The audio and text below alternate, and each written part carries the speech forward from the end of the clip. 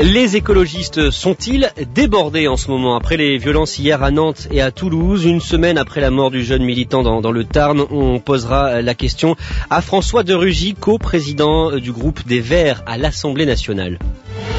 France Info, le réflexe info. Bon dimanche, il est 9h30 sur France Info. Le journal d'Ariane Grissel, bonjour. Bonjour.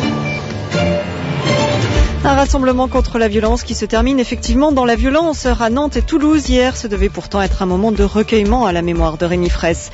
Il y a à nouveau un malade d'Ebola en France. Le diagnostic a été fait en Sierra Leone. Le patient a donc été pris en charge avant son arrivée dans l'Hexagone.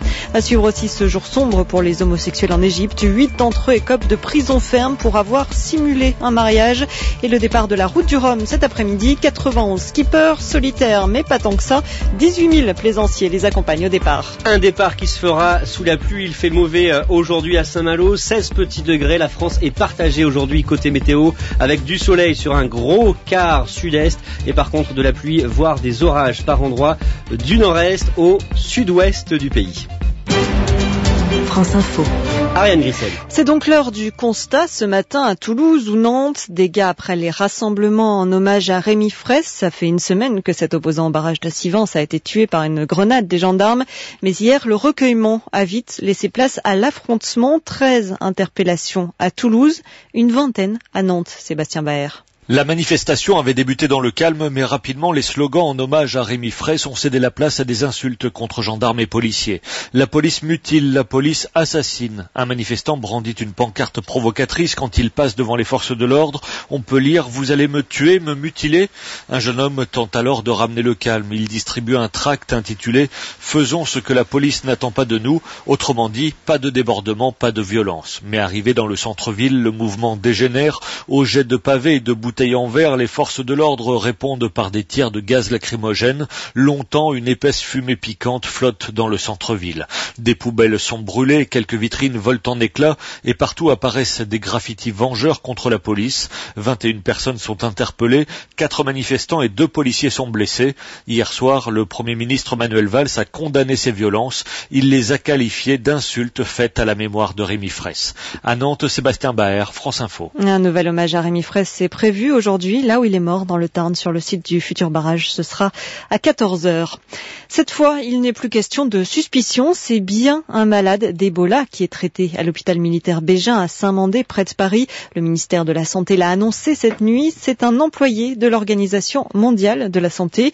Un ou une employée d'ailleurs. Son identité n'est pas précisée. Ce qu'on sait, c'est que le diagnostic a été établi en Sierra Leone. Les autorités ont accepté de le soigner en France. Le virus Ebola qui a déjà fait près de 5000 morts en 7 mois, surtout en Afrique de l'Ouest. Dans ce contexte, on peut se demander s'il est judicieux de maintenir des rendez-vous internationaux avec les déplacements de population que ça implique. Le Maroc demande le report de la Coupe d'Afrique des Nations. Le pays doit accueillir la compétition en janvier. La Confédération africaine de football étudie la question aujourd'hui. Il n'y a pas tant de risques que ça, à croire Claude Leroy. Il est consultant football de Radio France et sélectionneur du Congo. Il faut être vigilant. S'il y avait un mort du virus Ebola pendant la Coupe d'Afrique des Nations, quel que soit le lieu, ça serait un mort de trop et on dirait voilà. Mais bon, je crois qu'il faut essayer de voir ce que l'OMS pense parce que c'est vraiment l'Organisation mondiale de la santé qui va être déterminant dans les décisions qui vont être prises. Et les mouvements de population sont quand même relativement minime dans la Coupe d'Afrique des Nations. Il n'y aurait pas de gros risques pour voir ce virus Ebola se répandre sur le continent vu les moyens de détection qui ont lieu à l'heure actuelle un petit peu dans tous les aéroports africains et aussi le peu de personnes qui se déplacent, quelques centaines de personnes pour toutes les équipes d'Afrique noire qui se déplacent avec leur équipe nationale et qui sont parfaitement ciblées et parfaitement identifiées. Claude Leroy, consultant football de Radio France et sélectionneur du Congo. Les opposants à Blaise Compaoré rassemblés en ce moment à Ouagadougou, la capitale du Burkina Faso. Le président a démissionné après 27 années à la tête du pays, mais ses adversaires craignent maintenant une confiscation du pouvoir par l'armée. Les militaires ont désigné le lieutenant-colonel Isaac Zida pour assurer assurer la transition. Voilà qui risque de diviser encore un peu plus l'Ukraine. Les séparatistes pro-russes organisent leur propre législative et présidentielle dans le Donbass aujourd'hui, région majoritairement aux mains de ces rebelles. La semaine dernière, des élections ont eu lieu dans le reste du pays. Ce sont les pro-occidentaux qui l'ont emporté. France Info 9h34. Difficile, voire dangereux de vivre son homosexualité en Égypte. 8 militants ont été condamnés hier à 3 ans de prison ferme. Leur tort, avoir participé à un faux mariage entre personnes de même sexe. François-Hume Ferkatachi. L'affaire avait fait beaucoup de bruit dans les médias et la vidéo montrant la mise en scène d'un mariage gay avait été visionnée des milliers de fois sur Internet. À l'issue d'une enquête de longue haleine, la police a mis la main sur 8 participants de cette soirée. Pour Dalia Abdelhamid, leur condamnation est une preuve de plus de l'existence d'une nouvelle vague de répression contre les gays en Égypte. Ils sont accusés d'avoir diffusé des contenus indécents, mais en fait il n'y a qu'un seul d'entre eux qui a avoué avoir mis en ligne la vidéo sur Internet. Donc nous ne comprenons pas pourquoi ils sont 8 à avoir reçu la peine maximale pour ce chef d'accusation à être condamné. Alors évidemment, il y a des craintes que ce verdict soit politisé. Dans les médias, il est usuel d'entendre que l'homosexualité est un héritage néfaste de la révolution de 2011. Pour Scott Long, militant chez Human Rights Watch, le pouvoir cherche à montrer son autorité et satisfaire l'opinion publique. C'est une façon pour la police de rétablir sa crédibilité parce que personne n'aime la police depuis la Révolution. C'est l'institution la plus détestée de l'Ancien Régime. Et aujourd'hui, cela leur permet de dire « Nous faisons notre travail, nous défendons la morale dans notre pays ». En Égypte, 80 personnes sont derrière les barreaux à cause de leur homosexualité. Le Caire, François Mferkataji, France Info.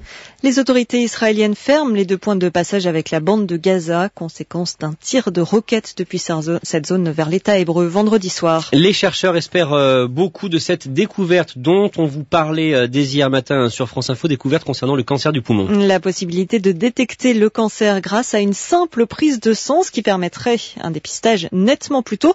Mais qu'est-ce que ça change pour les malades? Les explications de Juliette Jacquemin.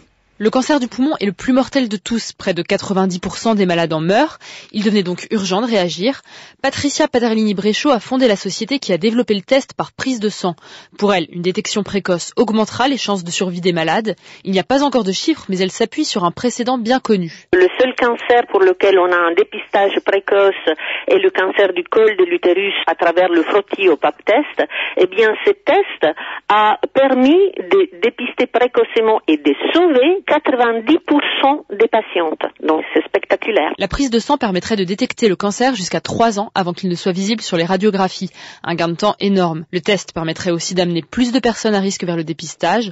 Plus simple que les procédés actuels, la prise de sang a un autre avantage mis en avant par Jacques Reynaud, administrateur de la Fondation ARC pour la recherche contre le cancer. Le test en lui-même devrait être dans des zones de coût très accessibles et cela n'a rien à voir avec le coût très élevé dont on parle en ce moment sur les thérapies ciblées, le coût des médicaments. À terme, le dépistage pourrait être étendu à d'autres formes de cancer. Un formidable espoir pour les malades, mais il faudra attendre sa commercialisation. Elle ne se fera probablement pas avant plusieurs années. Juliette Jacquemin pour France Info. France Info 9h37, la suite du journal d'Ariane Grissel. Le coup de canon sera tiré à 14h de Saint-Malo, départ officiel de la 10e route du Rhum. Participation record cette année, 91 skippers se lancent dans cette course vers la Guadeloupe. Course en solitaire, mais pour la solitude, il va falloir attendre. Beaucoup de plaisanciers ont décidé d'accompagner les navigateurs le plus loin possible, Joanne Moison. Et ils étaient nombreux hier après-midi à préparer leur bateau, notamment sur les pontons de Saint-Quay-Portrieux. Comme Daniel, il va partir vers 10h tout à l'heure. J'emmène des voisins pour leur faire plaisir. Ils avaient très envie. Et donc, le bateau sera bien chargé. L'avantage, c'est qu'on voit les bateaux de plus près. Donc, le spectacle est bien. Moi, j'ai fait les deux. J'ai fait à terre aussi du Cap-Fréhel. Et je l'ai fait sur l'eau. C'est vrai que sur l'eau, quand la météo est belle, c'est fantastique, quoi. Jean-Claude confirme. Il part aussi de Saint-Quay-Portrieux avec une quinzaine de personnes à bord de son grand voilier. On les voit bien. Dès à une cinquantaine de mètres, des fois. Je connais pas mal de monde à la barre de ces bateaux, donc on va leur faire un petit coucou avant qu'ils partent vers le large. Le mieux pour les voir, c'est d'aller à la rencontre au moment où ils ont viré la bouée de Fréhel pour partir vers le large. Ils sont vraiment dans la course, et puis nous, on n'a pas l'inconvénient d'avoir trop de bateaux autour de nous et on peut vraiment les accompagner. Léa, 14 ans, elle sera sur le bateau à moteur de son papa. Elle a déjà assisté à 3 départs de la route du Rhum, mais toujours depuis la terre. tout à l'heure sur l'eau. Elle espère notamment voir Thomas Coville, que j'ai déjà vu il y a 4 ans, où j'ai pris une photo avec lui. J'espère qu'il gagnera cette fois-ci. Et beaucoup d'autres bateaux parce que je les aime à peu près tous. Je vais les voir de près, avoir de meilleures photos et je suis contente. Près de 18 000 personnes sont attendues en mer tout à l'heure au moment du départ. Un départ de cette route du Rhum à vivre en direct sur France Info et franceinfo.fr. Le PSG pour l'instant un petit point de l'OM en Ligue 1 de football. Victoire des Parisiens 2-1 à Lorient. Le leader marseillais affronte Lens ce soir. On y reviendra en détail dans le journal des sports après la météo. Ariane Grissel. France Info, 6h-10h, Jules Lavie. À suivre effectivement le journal des sports. Ensuite, nous serons en ligne avec François de Rugy, député Vert, pour voir sa réaction au lendemain des violences hier dans les rues de Nantes et de Toulouse. France Info Météo, avec CIC Banque Privée. Banque privée du dirigeant d'entreprise. Construisons dans un monde qui bouge. Élodie Calac à Météo France. Le soleil résiste à l'est, mais de nouvelles pluies gagnent l'ouest dans une ambiance encore douce. De Midi-Pyrénées vers l'Auvergne, les régions de l'est jusqu'à la Corse, les grisailles matinales laisseront la place à un temps bien ensoleillé. Vous aurez 16 à 20 degrés sur le nord-est, 20 à 23 en descendant vers le sud. Du Languedoc-Roussillon aux Cévennes, comptez 20 à 22 degrés sous un ciel gris et humide apporté par un vent de sud soutenu. Sur le relief, les pluies se renforceront dans la nuit et en journée de demain.